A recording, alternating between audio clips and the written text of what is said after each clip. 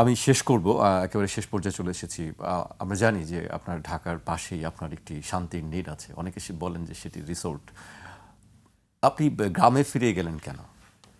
না, প্রথম কথা হচ্ছে যে ঢাকায় থাকার জন্য যে কম্পালশন, যেটা পেশাগত কারণে ঢাকায় থাকতে হয়। আবার অনেকে আছেন যাদের ছেলেমেয়েরা স্কুল কলেজে লেখাপড়া করে, তাদের দেখভাল করা, তদারকি করা, সেই জন্য ঢাকায় থাকতে হয়।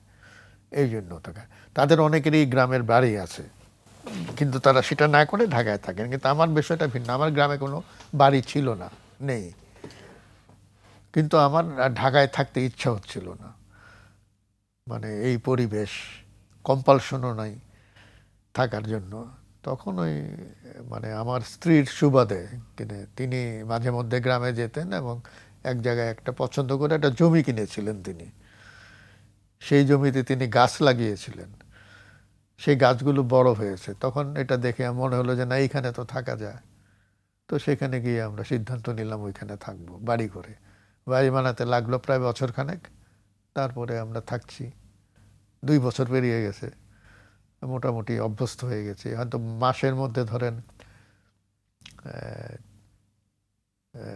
1 সপ্তাহ ঢাকায় থাকি, 3 সপ্তাহ ওখানে থাকি, এরকম আর কি। কেমন কাটছে সেই জীবনটি? ভালোই। ধরেন নির্মল বাতাস, খোলা জায়গা আশেপাশে, মানে লাগোয়া ঘর বাড়ি নাই।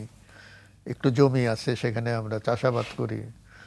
তো আমাদের চাষ করা চাল, সর্ষের তেল, ডাল, এগুলো আমরা খাই, সবজি খাই। হ্যাঁ, স্বনির্ভর, আপনি সব নিজের মতন করে স্বাধীনভাবেই সেটাই বেঁচে থাকা আর কি। সেটাই সেটাই।